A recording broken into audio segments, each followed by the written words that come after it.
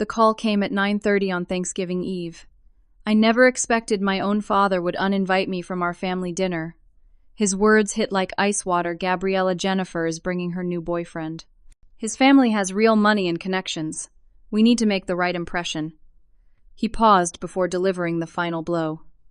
Your situation right now being unemployed and all. It just sends the wrong message. Just sit this one out. We'll see you at Christmas. The line went dead before I could respond, leaving me clutching my phone in my tiny apartment kitchen, the pumpkin pie I'd spent all afternoon baking cooling on the counter suddenly unnecessary. I stood frozen in my kitchen, staring at my phone as if it might offer some explanation for what had just happened. At 32 years old, I never imagined being uninvited from a family holiday. Especially not by my father, who taught me how to ride a bike without training wheels, who cheered the loudest at my high school graduation, who always said family came first. Growing up in suburban Pennsylvania, our family had always been tight-knit. My father worked his way up from salesman to regional manager at an insurance company. He was proud, hardworking, and had political aspirations that started with local committees and had recently expanded to running for city council. My mother taught third grade at the elementary school and was known for her perfect apple pie and immaculate home. Then there was my sister Jennifer, 2 years younger than me, but seemingly light years ahead in the game of life. Jennifer had always been the golden child. She got straight, as without seeming to try was homecoming queen, and got a full scholarship to Cornell. After graduating with honors, she landed a job at a prestigious consulting firm in Philadelphia. She had the perfect apartment, the perfect wardrobe, and now, apparently, the perfect boyfriend. I took a different path. I went to Penn State, changed my major 3 times before settling on marketing, and spent a semester abroad that turned into a year because I fell in love with Spain and a Spanish guitar player named Alejandro. My parents never let me forget that detour. I eventually graduated and worked my way up at a marketing agency, finding my niche in digital strategy. I wasn't unhappy with my choices until moments like this made me question everything. 2 months ago, I was laid off when my company downsized after losing a major client. It wasn't personal, but it felt that way as I boxed up my desk plants and favorite coffee mug. I'd been job hunting ever since living off my savings and picking up freelance work when I could find it. I'd first heard about Jennifer's new boyfriend 2 weeks ago. She called me, her voice pitched higher than normal, the way it gets when she's excited about something. "You'll never believe who I'm dating, Gabs," she gushed. "Travis Whitfield. His family owns Whitfield Investments. They're practically Philadelphia royalty." "That's great, Jen," I said, trying to match her enthusiasm while simultaneously Googling the name. The search results showed a handsome blonde man in expensive suits at charity galas and business events. "How did you meet?" "At a fundraiser for the Children's Hospital. He was a major donor, of course. We just clicked instantly. He's taking me to the Hamptons next weekend to meet his parents."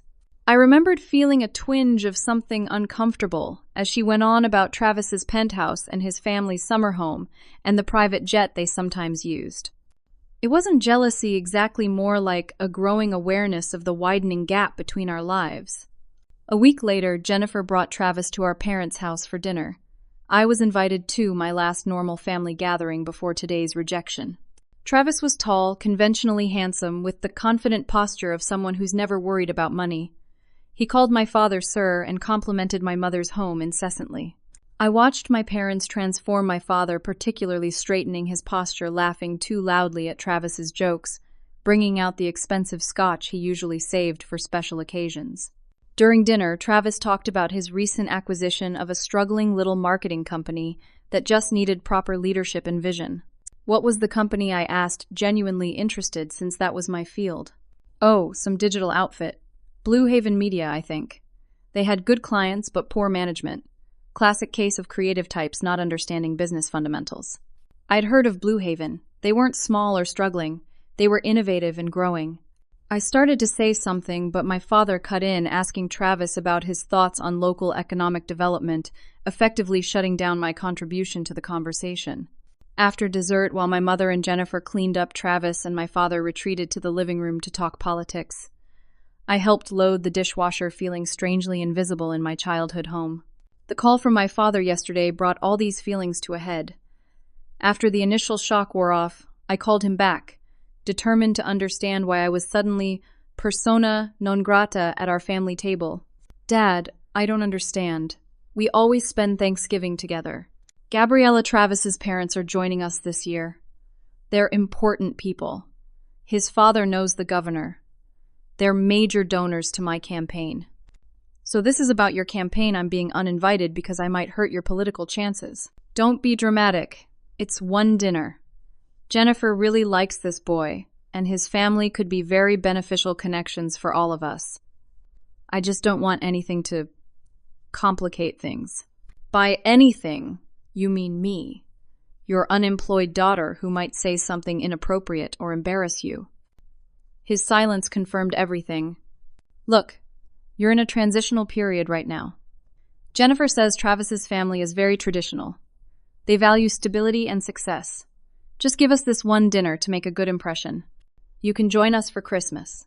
After we hung up, I sat in stunned silence for nearly an hour. Then, almost in a trance, I opened Facebook on my phone. My mother had posted a status update that morning. Excited to host the Whitfields for Thanksgiving. So proud of Jennifer and her wonderful new boyfriend. Grateful for new opportunities and connections.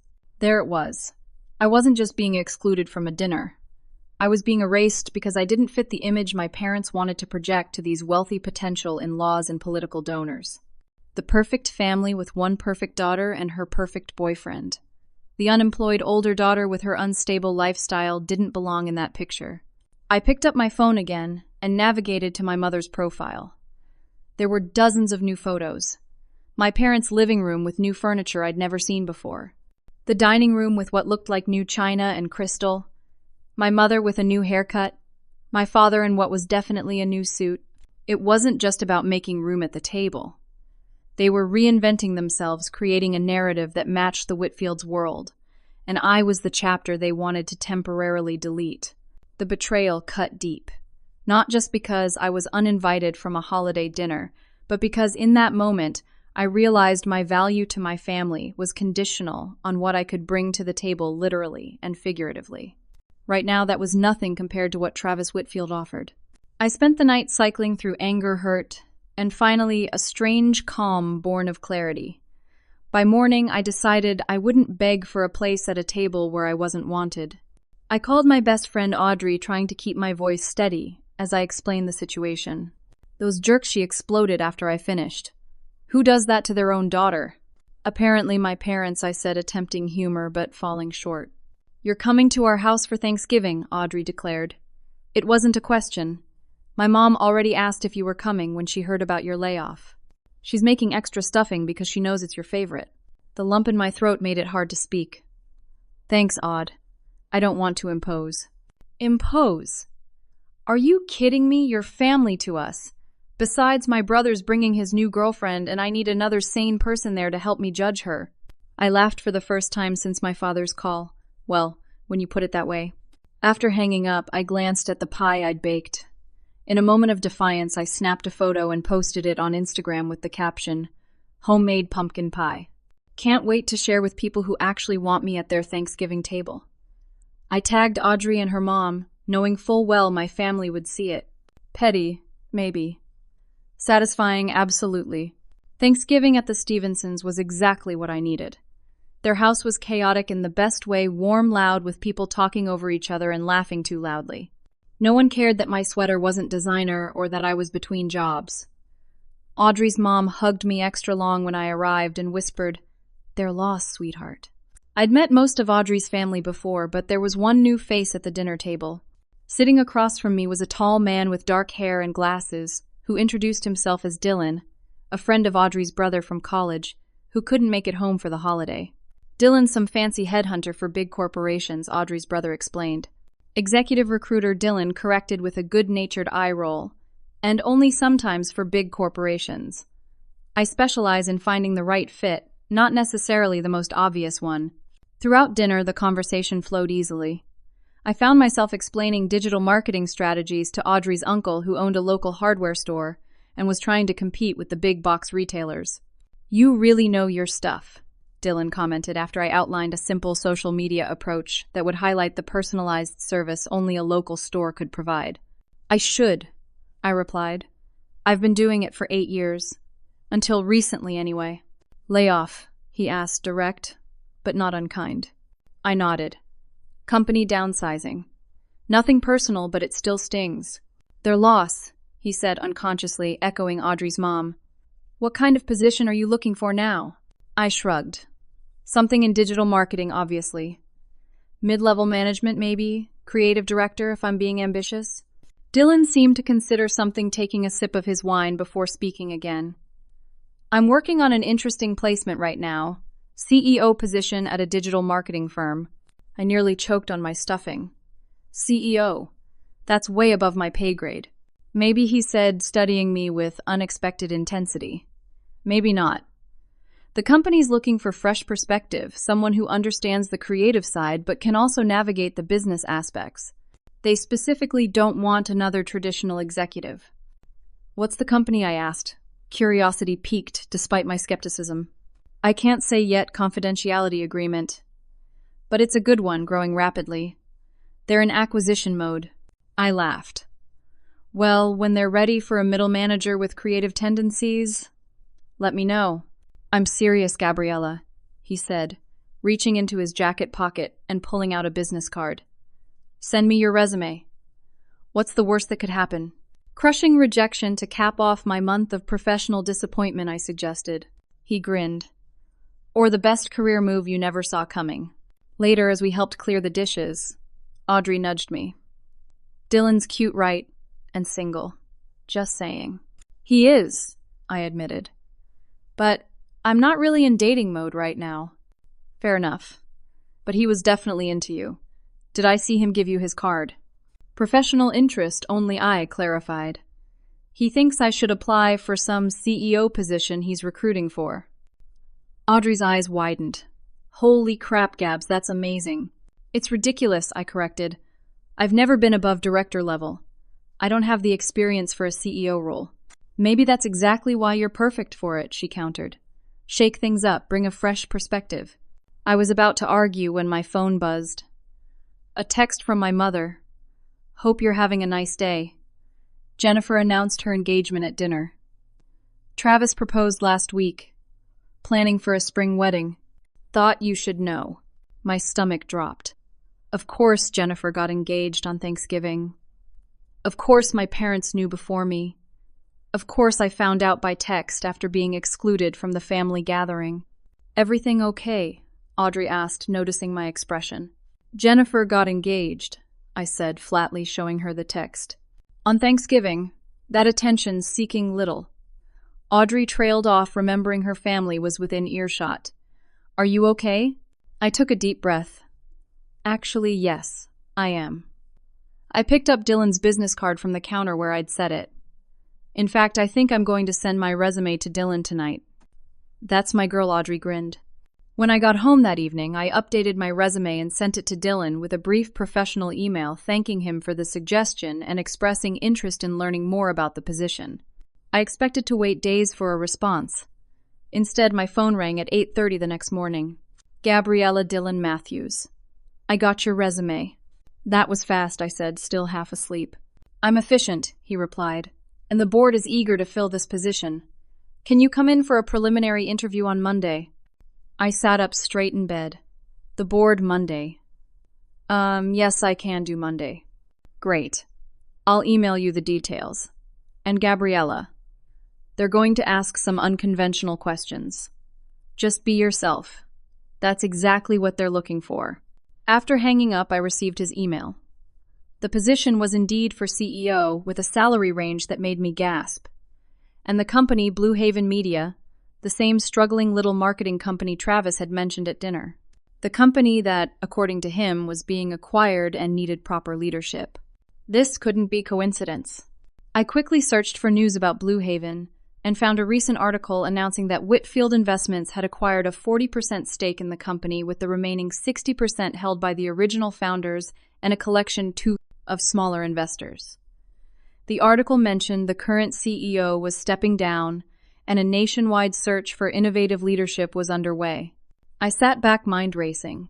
If I somehow got this position, I'd essentially be working for Travis, my sister's new fiancé, who didn't even know I existed. The same Travis whose family was apparently too good to have Thanksgiving dinner with an unemployed person like me. Part of me wanted to withdraw my application immediately. Another part, a stronger part, wanted to at least go to the interview. What would be the harm? The chances of me actually getting the job were infinitesimal. Yet somehow, as I prepared over the weekend researching Blue Haven thoroughly and developing ideas for their future, I began to believe it might be possible. For the first time since losing my job, I felt a spark of genuine excitement about my professional future. Monday morning found me in the sleek lobby of a downtown Philadelphia office building wearing my best suit and feeling uncharacteristically nervous. I'd been on plenty of job interviews before, but never one where I felt so dramatically out of my league. Dylan met me in the lobby, professional, but with a friendly wink as he escorted me to a conference room on the 25th floor, ready to knock their socks off. "As ready as I'll ever be," I replied, smoothing my jacket. The interview was with 3 board members, a silver-haired woman who introduced herself as Margaret, one of Blue Haven's original investors, a younger man named Stuart who represented the founding team, and a serious-looking older gentleman named Richard, who I later learned represented Whitfield Investments, but wasn't Travis or his father. They asked standard questions about my experience and management style, but also curveballs. If digital marketing disappeared tomorrow, how would you pivot the company? And what's your biggest professional regret? And how is it shaped? Your approach to leadership. I answered honestly, even when honesty meant admitting I didn't have traditional executive experience. When asked about my vision for Blue Haven, I outlined what I'd observed as both strengths and weaknesses in their current approach, suggesting strategies that blended innovative creative with sound business principles. Most agencies either excel at creativity but struggle with profitability, or they're financially solid but creatively stagnant, I explained. The real opportunity is in finding that sweet spot in between. When the interview ended, Margaret smiled warmly. "Thank you, Gabriella. This has been refreshing. We'll be in touch soon." Dylan walked me out. "That went well," he said. "Really well. Really, I felt like I was babbling half the time. Trust me, they loved your authenticity. Most candidates come in with rehearsed answers and standard corporate speak. You gave them something different." 2 days later, Dylan called to schedule a second interview, this time with the remaining board members and key executives. They want to see how you interact with the team you'd be leading. The next 2 weeks were a whirlwind of interviews, each one more intense than the last. I met with creative directors, account managers, and the financial team. I presented a vision for Blue Haven's future that seemed to resonate with both the creative and business sides of the company. With each interview, my confidence grew. Maybe I really could do this. Meanwhile, my family situation grew increasingly strained. My mother called repeatedly about Jennifer's engagement and wedding plans. "The Whitfields want to host the engagement party at their country club," she gushed during one call. "Can you believe it? Jennifer will be marrying into one of Philadelphia's oldest families?" I made appropriate noises of interest while wondering if my mother remembered uninviting me from Thanksgiving just weeks earlier. Neither of my parents had acknowledged or apologized for that slight. It was as if it had never happened, or worse, as if it had been perfectly reasonable. A week before Christmas, I received a formal invitation to Christmas dinner at my parents' house. A handwritten note from my mother was enclosed. "The Whitfields will be joining us. Please dress appropriately, and be on your best behavior. This is very important to your sister and father." I stared at the note, equal parts hurt and angry. Be on my best behavior? As if I were a child who couldn't be trusted in public, I considered declining. But a part of me wanted to see these Whitfields, who were apparently so important that family loyalty could be sacrificed on their altar. The day after receiving the invitation, I got another call from Dylan. "The board wants to see you again. Final round." Another interview. What's left to ask? Not exactly an interview. They want to see how you handle pressure in real time.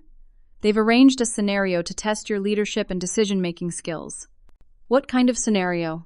I can't tell you, that would defeat the purpose. Just come prepared to demonstrate your management style under stress. The scenario turned out to be a simulated crisis. a major client threatening to leave team members in conflict, and a pressing deadline. The board watched as I worked through the situation with actual Blue Haven employees who were playing assigned roles. I drew on everything I knew about conflict resolution, client management, and team leadership. I made decisions quickly but thoughtfully delegated appropriately and found a creative solution that addressed both the client's concerns and the team's capabilities. When it was over, the board members huddled together, speaking in low voices. Margaret finally approached me with a smile. "Gabriella, can you step into the conference room? We'd like to discuss next steps." Inside the conference room, the entire board was waiting. Richard, the Whitfield representative, spoke first. "Ms. Thompson, we've been interviewing candidates for 3 months. We've seen people with decades of executive experience, Harvard MBAs, impressive leadership credentials." My heart sank. This was the gentle letdown. And yet he continued. "None of them demonstrated what you've shown us: genuine understanding of both creative excellence and business fundamentals. Plus, the leadership qualities to bring those sometimes competing priorities together." Margaret took over. "What we're trying to say, Gabriella, is that we would like to offer you the position of Chief Executive Officer of Blue Haven Media." I blinked, certain I'd misheard. "I'm sorry. What?" Stuart handed me a folder. "This contains our formal offer. The compensation package, benefits, stock options, everything is outlined there. We'd like you to start after the new year if that works for you." I opened the folder with shaking hands. The salary was more than triple what I'd been making at my previous job. There were stock options, a signing bonus, relocation allowance, though I already lived in Philadelphia, and comprehensive benefits. "This is unexpected," I managed. "But not undeserved," Margaret assured me. "You were the unanimous choice." Even from Whitfield Investments, I couldn't help asking, glancing at Richard. He nodded. "Mr. Whitfield Sr. trusts our judgment in these matters. His son is more involved with our financial service acquisitions than our media holdings." "There's one important condition," Stuart added. "Complete confidentiality until our public announcement in January. The current leadership transition is sensitive, and we want to control the messaging." I nodded, still dazed. Of course, complete confidentiality. As I left the building with my offer letter tucked safely in my bag, reality began to sink in. I, Gabriella Thompson, was going to be the CEO of Blue Haven Media, a company partly owned by my future brother-in-law who had no idea who I was. Life had just gotten very, very interesting. The week before Christmas passed in a blur of paperwork, legal consultations, and preparation. I signed the contract, making my new position official, though still confidential. The current CEO would publicly announce his departure on January 2nd, with me being introduced as his successor the following day. I spent hours researching Blue Haven's clients, campaigns, and company culture. The more I learned, the more excited I became. This wasn't just a prestigious title and impressive salary. It was a genuine opportunity to lead a company whose values aligned with mine. On Christmas Eve, I drove to my parents' suburban home with a mix of anxiety and newfound confidence. I'd selected my outfit carefully, a simple but elegant burgundy dress that projected both festivity and professionalism. For the first time in my adult life, I wasn't dreading my parents' judgment about my career. Not that I could tell them about my new position yet, but just knowing it was real gave me an inner security I'd never felt before. The house was transformed when I arrived. New exterior lighting illuminated the freshly painted front door. Holiday decorations that had once been homey and slightly mismatched were now coordinated and magazine-worthy. Even the wreath looked expensive. My mother opened the door before I could knock her face a mask of festive cheer that didn't quite reach her eyes. "Gabriella, Merry Christmas, darling. Don't you look nice?" Her gaze swept over me assessingly. Come in, come in. Everyone's in the living room." The living room contained even more evidence of my parents' image upgrade. The old, comfortable furniture had been replaced by sleeker, more modern pieces. The family photos on the mantel had been curated, I noticed, with several featuring Jennifer prominently displayed, and only one of me, a graduation photo from years ago. My father stood when I entered, giving me a slightly stiff hug. "Merry Christmas, Gabs. Glad you could make it." His tone suggested I should be grateful for the invitation. Jennifer rushed over, flashing a massive diamond ring that caught the light aggressively. "Gabriella, I've missed you." What do you think? She thrust her hand under my nose, wiggling her fingers to make the diamond sparkle. It's beautiful, Jen. Congratulations. I hugged her, genuinely happy for her despite everything. Jennifer and I had always had a complicated relationship, more competition than companionship, but I didn't begrudge her finding someone she loved. Isn't it perfect? 3 carats, cushion cut, platinum band. Travis knows exactly what I like. She lowered her voice. The Whitfields are joining us for dinner. They're bringing their personal chef to help Mom. Can you believe it? Travis says it's a family tradition. Before I could respond, Jennifer was pulling me toward a tall blonde man in a cashmere sweater that probably cost more than my monthly rent. Travis. This is my sister Gabriella. Gabriella, my fiancé, Travis Whitfield. Travis gave me a practiced smile and a firm handshake. Jennifer's told me so much about you. Great to finally meet the artist in the family. Artist? I questioned, glancing at Jennifer. Didn't Jen say you were in graphic design? Or something creative like that? Travis looked confused. Marketing, I corrected. Digital marketing strategy. Right, he said dismissively. Creative stuff. Important work. His condescension was so natural, he probably didn't even recognize it as such. I bit my tongue, reminding myself that in a week, I'd be running a company his family had invested in. The irony almost made me laugh out loud. The Whitfields arrived shortly after Travis's parents, Bradford and Eleanor, and his younger brother, Brian. They were exactly what I'd expected, polished, reserved, and exuding the confidence that comes with generational wealth. During dinner served on my mother's new china, Bradford Whitfield dominated the conversation, discussing everything from local politics, with pointed references to my father's city council campaign, which his family was apparently supporting financially to the state of the economy. Digital is where everything's headed, Bradford pronounced at one point, gesturing with his wine glass. That's why we've diversified into tech and media. Our latest acquisition is showing tremendous promise. Blue Haven Media, Travis added. Dad put me in charge of overseeing the investment. We've just hired a new CEO who starts after the new year. I nearly choked on my water. Travis was overseeing Blue Haven. That wasn't what Richard had told me.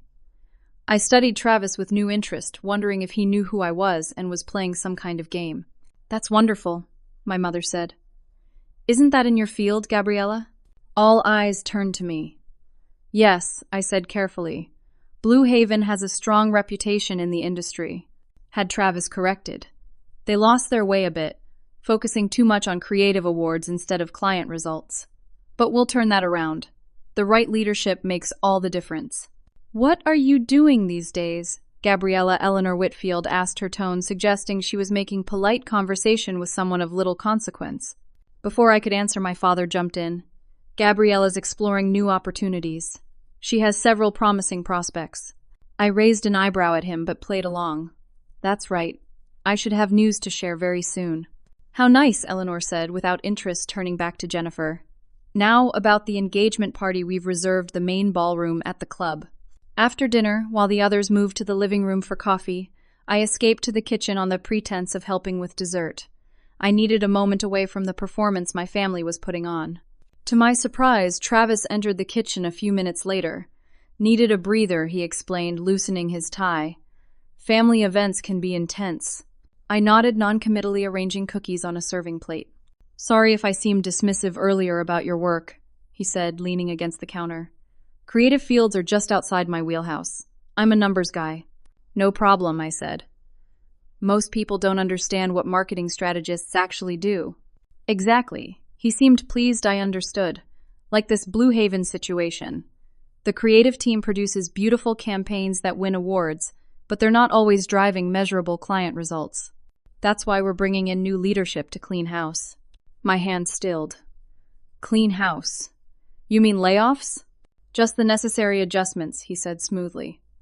Some of the creative team is too attached to their artistic vision instead of client outcomes. I've got a meeting with the new CEO first thing in January to outline our expectations. He checked his watch and lowered his voice. Between us, my father's insisted we place someone from our side in senior management. Jennifer's interested in the marketing director position. Jennifer, I couldn't hide my surprise. But she's in consulting, not marketing. Travis waved dismissively. Details. She's smart, she'll figure it out. Besides, having family involved means protecting our investment. He straightened as my mother entered the kitchen. Mrs. Thompson, dinner was lovely. Can I help carry anything? As he charmed my mother, I processed what I'd just learned. Travis expected to dictate terms to Blue Haven's new CEO, me, and he wanted to place Jennifer, who had zero marketing experience, as marketing director. All without knowing his future wife's unemployed sister was actually going to be his boss. The irony was delicious, but the ethical dilemma was real. I couldn't give Jennifer a position she wasn't qualified for, but refusing could create a personal and professional minefield. As dessert and coffee were served, I watched Travis and Jennifer, wondering how this incredible coincidence would play out, and how I could navigate it with both integrity and diplomacy. January 2nd arrived with a flurry of activity. The official press release announcing my appointment as CEO of Blue Haven Media went out at 9 a.m. By 9:30, my email and phone were flooded with congratulations from industry contacts and former colleagues. By 10, I was sitting in my new corner office, still slightly dazed by the speed of the transition. The office was everything a successful CEO could want. Floor-to-ceiling windows with views of the Philadelphia skyline, elegant modern furniture, and enough space for both a desk area and a small conference table. A welcome basket sat on my desk with champagne flowers and a card signed by the board. My first day was packed with meetings, department heads, key clients, the executive team. Everyone was curious about the new leader, especially one who had come somewhat out of nowhere. I focused on listening more than talking, asking questions, and absorbing as much information as possible. At 4 p.m., Margaret knocked on my open door. "How's the first day going, fearless leader?" I smiled. Overwhelming, but exciting. Everyone's been welcoming. Good. There's something we need to discuss. She closed the door and sat across from me. I just got a call from Richard at Whitfield Investments. Apparently the younger Mr. Whitfield is requesting a meeting with you tomorrow to discuss placing someone in a senior marketing position. My stomach tightened. Let me guess, Jennifer Thompson. Margaret looked surprised. Yes. How did you know? It's a long story, I sighed. One I should probably tell you before things get complicated. Jennifer Thompson is my sister. Margaret's eyebrows shot up. Your sister... And she's involved with Travis Whitfield. Engaged to him, actually. And neither of them knows I'm the new CEO. The board wanted confidentiality, and I honored that. Well, this is unexpected, Margaret said carefully. Does this present a conflict of interest for you? Only if I let it, I replied firmly.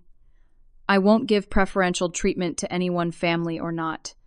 Jennifer has no experience in marketing. She's a consultant in an entirely different field. Margaret studied me. I believe you. But Travis Whitfield may not take this well. His family owns 40% of the company. And the other 60% belongs to the founders and investors like you, I reminded her, who hired me to lead with integrity, not play politics. She nodded slowly. How do you want to handle tomorrow's meeting? Professionally, I said. I'll interview Jennifer fairly as I would any candidate. But I won't lower our standards or create a position that isn't needed just to please an investor. The next morning, I prepared carefully for the meeting. I reviewed Blue Haven's organization chart, identifying where we genuinely needed leadership. I created a standard set of interview questions that any marketing director candidate would be asked. I even practiced responses to potential objections, determined to be both fair and firm. At 11, and my assistant knocked on my door. Miss Thompson, Mr. Whitfield, and Miss Thompson are here for your 11 o'clock. I took a deep breath. Send them in. The look on Jennifer's face when she walked into my office was something I will never forget. She stopped so abruptly that Travis bumped into her from behind. Jen, he asked, studying her. What's wrong? Jennifer stood frozen, her mouth open, eyes wide with shock as she stared at me sitting behind the CEO's desk. Hello, Jennifer, I said calmly. Travis, please have a seat. Jennifer still hadn't moved. Travis stepped around her, confusion evident on his face as he looked between us. What's going on? Do you two know each other? You could say that, I replied. Jennifer is my sister. Travis's expression shifted from confusion to disbelief. Your sister, but that would make you. Gabriella Thompson, I confirmed. CEO of Blue Haven Media. It's nice to officially meet you in my professional capacity. Jennifer finally found her voice. What is this? Some kind of joke. You're unemployed. You got laid off. I was unemployed, I corrected. Until the board of Blue Haven offered me this position last month. I couldn't tell anyone due to confidentiality agreements until the official announcement yesterday. Travis's face was hardening, the initial shock giving way to calculation. This is quite a coincidence. Isn't it I gestured to the chairs across from my desk? Please sit down. I understand you're here about a potential position for Jennifer. Jennifer sank into a chair, still looking shell-shocked. Travis remained standing. This is clearly a conflict of interest, he stated flatly. I agree it's an unusual situation, I acknowledged. But I assure you I can separate personal and professional matters. I'm happy to discuss what position Jennifer is interested in and her qualifications. Travis finally sat, his body language tense. As I mentioned to Bradford, Jennifer is interested in joining the marketing team in a leadership capacity. Given the Whitfield investment in Blue Haven, we believe having family representation in management is appropriate. I turned to Jennifer. What appeals to you about marketing, Jennifer, and specifically about Blue Haven? Jennifer glanced at Travis, then back at me. I've always been interested in creative direction and strategy. My experience in consulting has given me skills in client management and project oversight. It was clearly a rehearsed answer, one Travis had probably prepared for her. I continued with standard interview questions about marketing experience, campaign development, and team leadership, all areas where Jennifer had no background. As the interview progressed, Jennifer grew increasingly uncomfortable, her answers vague and theoretical. Travis attempted to interject several times, emphasizing Jennifer's quick learning ability and fresh perspective. After 20 minutes, I thanked Jennifer for her time and candor. I appreciate your interest in Blue Haven, Jennifer. However, I have to be honest, our marketing director position requires significant industry experience and technical knowledge that I don't see in your background. Travis's expression darkened. That's your professional assessment of your own sister. It is, I confirmed. And it would be the same for any candidate with similar qualifications, regardless of their relationship to me or to our investors. I see. Travis stood abruptly. Jennifer, would you excuse us? I need to speak with your sister privately. Jennifer looked relieved to escape. Once she left, Travis's professional demeanor dropped. What exactly are you playing at? He demanded. Is this some kind of revenge because you weren't invited to Thanksgiving? I blinked, genuinely surprised. This has nothing to do with Thanksgiving. I was offered this job based on my qualifications and vision for the company. The fact that you're engaged to my sister is an unfortunate coincidence. Unfortunate indeed. His tone was cold. The board should have consulted with major investors before making such a critical hiring decision. The board did consult with Whitfield Investments, I pointed out. Your representative, Richard, was part of the unanimous vote to hire me. Travis's jaw tightened. Richard doesn't understand the importance of having the right people in place. People who understand the Whitfield approach to business. And what approach is that exactly? I asked, maintaining my professional tone. Because from what I understand, the board hired me specifically because they valued my approach balancing creative excellence with business results. Blue Haven needs discipline and focus on the bottom line, Travis insisted. The creative culture here has been indulged for too long. We need someone who understands that profit comes first. That's where we disagree, I said calmly. Blue Haven's success is built on creativity, balanced with business sense. Sacrificing either would damage the company. Travis leaned forward, his voice dropping. Let me be clear. Whitfield Investments expects a return on our considerable investment. If you can't deliver that, or if you can't find an appropriate position for Jennifer, we might need to reconsider our involvement with Blue Haven. I met his gaze steadily. That would be disappointing. But I was hired to lead this company with integrity, not to create positions for unqualified candidates regardless of their connections. The door to my office suddenly burst open and Jennifer reappeared, her face flushed. Travis, we need to go. Now. Travis turned startled. What's wrong? My parents are here, Jennifer hissed. They're in the reception area asking for Gabriella.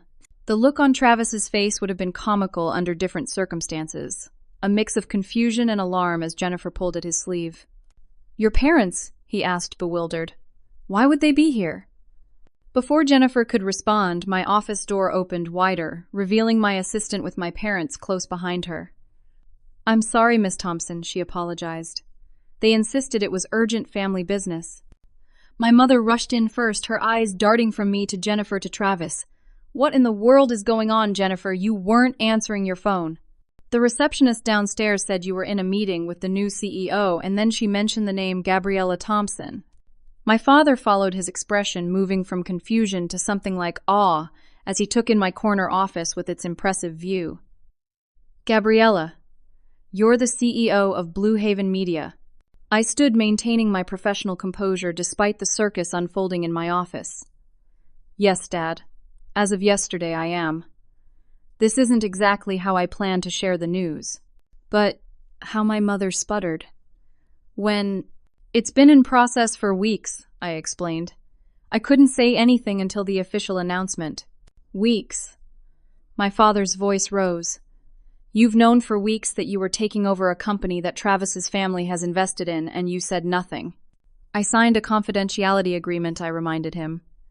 "And frankly, given how Thanksgiving went, I wasn't eager to share personal news." The room fell silent at the mention of Thanksgiving. My father had the grace to look uncomfortable, but my mother immediately went on the defensive. "That was a simple misunderstanding," she insisted. "We needed to make a good impression on the Whitfields."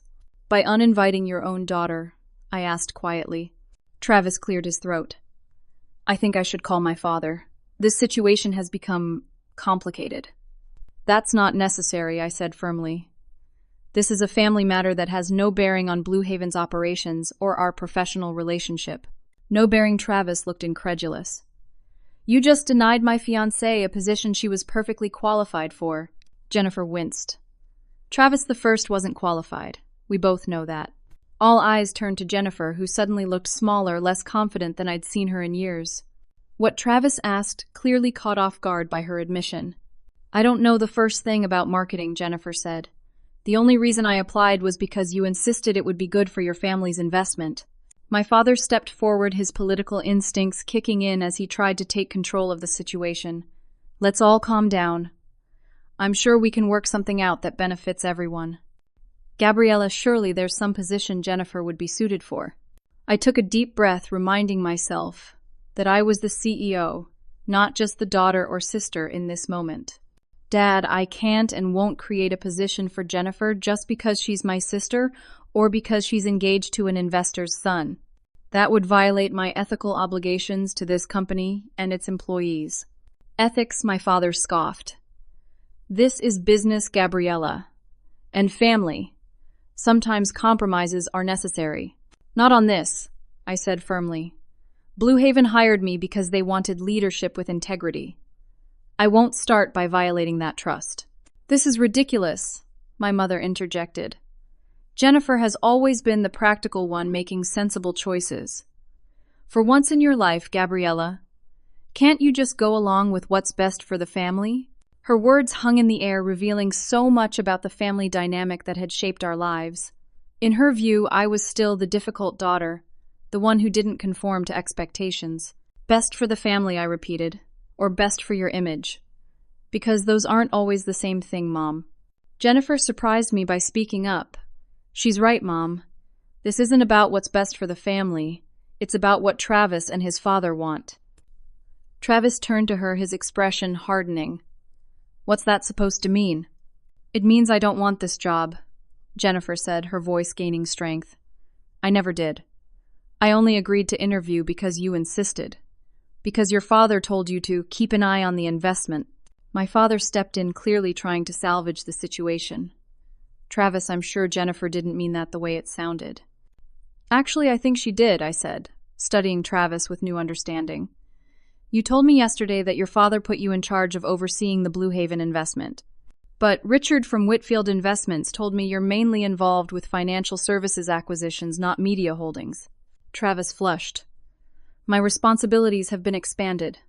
Or I suggested you exaggerated your role to impress my parents and control this situation." "How dare you?" Travis sputtered. "Do you know who my family is? One call from my father could end your little CEO experiment." I smiled coolly. Actually, it couldn't. The board hired me unanimously, including Whitfield's representative. And while your family owns 40%, the other 60% is quite happy with their choice. I walked to my desk and picked up a folder. In fact, I was going to bring this up in our meeting. I've secured additional investment from Torres Media that will dilute Whitfield's share to 30%. This was the ace I'd been holding. Margaret and I had worked over the holiday break to finalize the deal with Torres Media, a move that would both strengthen Blue Haven's market position and reduce any individual investor's control. Travis's face went pale. That's impossible. Any new investment would require board approval, which it received yesterday, I confirmed. Richard voted in favor, as did the rest of the board. The paperwork was signed this morning. The room fell silent as the implications sank in. Finally, my father spoke, his tone completely different now, a mixture of surprise and something that might have been respect. You orchestrated all this in just a few weeks. I did my job, I corrected, making strategic decisions for the benefit of the company. Travis turned to Jennifer. We're leaving, now, and we'll be discussing this situation with my father. Jennifer didn't move. No. What do you mean, no? Travis demanded. I mean, no, I'm not leaving with you right now. And I'm not going to stand by while you threaten my sister's company. Your sister's company? Travis laughed incredulously. Yesterday, you didn't even know she worked here. And today I do, Jennifer said simply. Things change. My mother looked horrified. Jennifer, think about what you're saying. The wedding, the Whitfields, will still be there tomorrow, Jennifer cut her off. Right now, I need to talk to my sister. Alone. Travis looked between Jennifer and me, clearly calculating his next move. Finally, he straightened his tie and adopted a mask of professional detachment. Fine. We'll discuss this later, Jennifer. He turned to me. And we'll certainly be discussing the Torres investment at the next board meeting, Miss Thompson. After Travis left, an awkward silence filled the office. My father was the first to speak. Gabriella, I think we all need to take a step back and process this situation. Perhaps we could discuss it over dinner tonight. It was the closest thing to an olive branch I'd heard from him in years. But I wasn't ready for reconciliation without acknowledgement. I think we should all take some time to reflect, I said. Jennifer and I need to talk first. Then maybe we can discuss dinner. My mother looked like she wanted to argue, but my father placed a hand on her arm. That's fair. Call us later, Gabriella. He guided my mother toward the door, pausing before leaving. And congratulations on the position. It's impressive. When they were gone, Jennifer and I were left alone in my office, the weight of years of competition and misunderstanding between us. So she said finally, CEO, huh? Yeah, I smiled slightly. Surprise. Jennifer laughed, the tension breaking. God, the look on Travis's face when he realized. Almost as good as the look on yours, I countered. She sobered. I deserve that. I had no idea, Gabs. About the job, about Travis's real reasons for wanting me to work here. About any of it. I know, I said. And for what it's worth, if there ever is a position you're qualified for at Blue Haven, I'd consider your application fairly. Jennifer shook her head. I don't want to work here. I don't even know if I want to marry Travis anymore. She twisted her engagement ring. The way he just tried to threaten you, the way he's been pushing me into this job, it's making me see things differently. I leaned forward. Jen, don't make any rash decisions because of what happened today. It's not just today, she said quietly. It's been building. The Thanksgiving thing was his idea, you know. He told Dad it would be better if you weren't there, that your unemployment might make his parents uncomfortable. That revelation hurt, even though I'd suspected something similar. And Dad went along with it. We all did, Jennifer admitted. I should have stood up for you. I'm sorry, Gabriella. Really sorry. For the first time in years, I saw my sister instead of my competition. Not perfect Jennifer with her perfect life, but a woman struggling with her own choices and relationships. We have a lot to talk about, I said. But not here. Let me finish up a few things and we'll grab coffee downstairs. Just us, no parents, no Travis. Jennifer nodded, looking relieved. I'd like that. As we left my office together, I realized that this unexpected collision of my personal and professional worlds might just lead to something better than either of us had imagined. A week passed with no contact from my parents. Jennifer and I had talked for hours that day, opening up about years of unspoken resentments and misunderstandings. She'd gone home to think about her relationship with Travis, while I threw myself into my new role at Blue Haven, determined to prove I deserved the board's confidence. The work was challenging but exhilarating.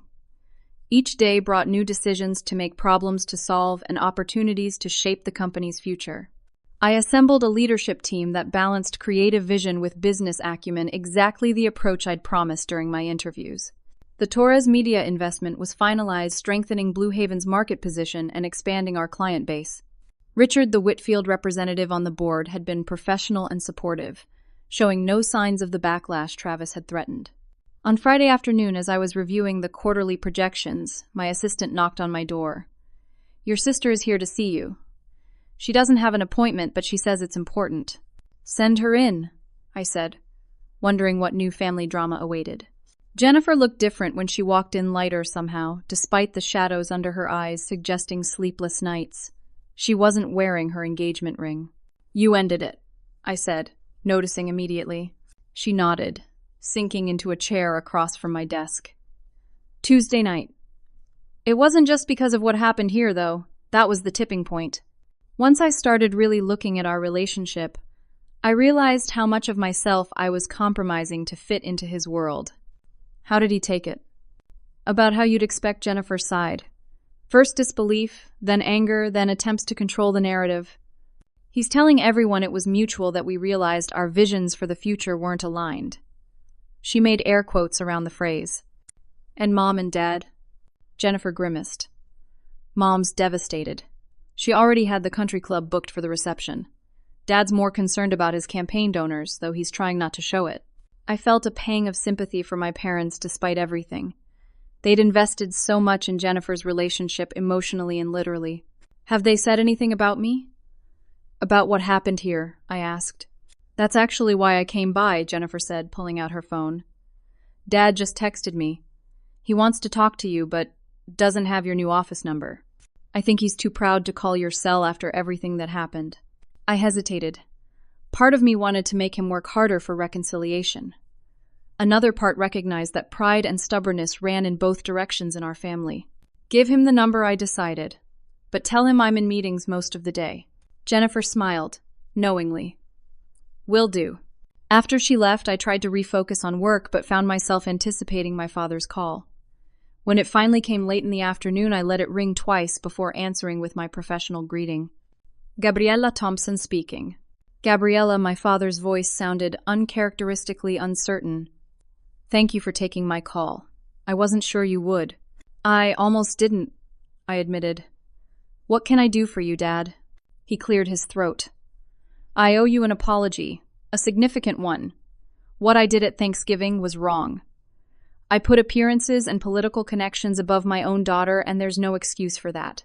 I hadn't expected such a direct acknowledgement. "No, there isn't.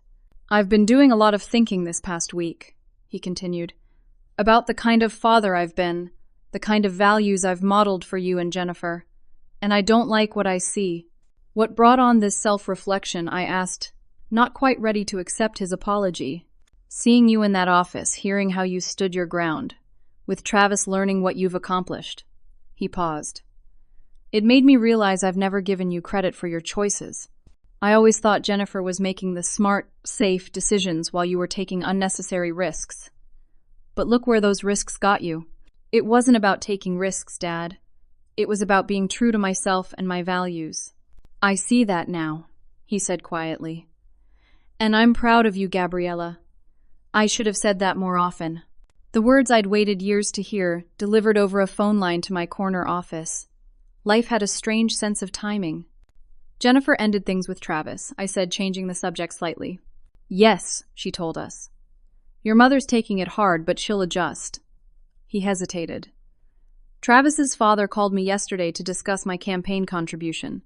Reading between the lines, I think he was suggesting he might withdraw his support." "And how do you feel about that?" I asked, genuinely curious. My father surprised me again. I told him I appreciated his past support, but would understand if he needed to reconsider. That family matters are complicated, and I wouldn't want business or politics to interfere with anyone's personal happiness. That's not what I expected you to say. It's not what I expected to say either, he admitted. But some things are more important than winning a city council seat. It took me too long to remember that. We talked for a few more minutes, the conversation still somewhat stilted, but more honest than we'd been with each other in years. Before hanging up, he asked if I would be willing to have dinner with the family that weekend. Just us, he clarified. No Whitfields or potential investors or anyone else, just family. I agreed, cautiously optimistic about this new chapter in our relationship. That Sunday, I arrived at my parents' house for dinner, noticing immediately that many of the fancy new furnishings had been replaced with the comfortable, familiar pieces I remembered. My mother hugged me at the door, her embrace lasting longer than usual.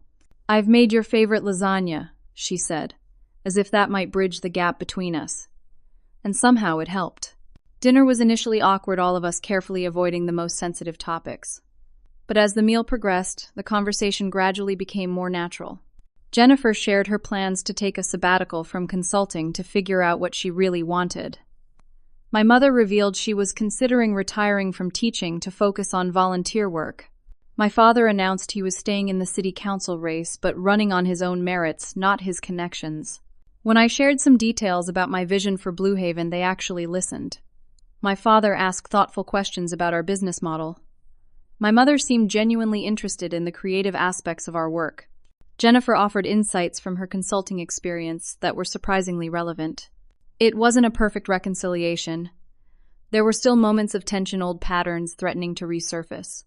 But it was a beginning, a chance to rebuild our family on a foundation of genuine respect, rather than appearances and expectations.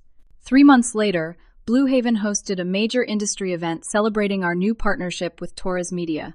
The entire office was transformed for the evening, with interactive displays showcasing our most innovative campaigns. As CEO, I gave a brief welcome speech emphasizing Blue Haven's commitment to balancing creative excellence with business results. Looking out at the crowd of industry leaders, clients, and employees, I spotted my family standing together near the back of the room.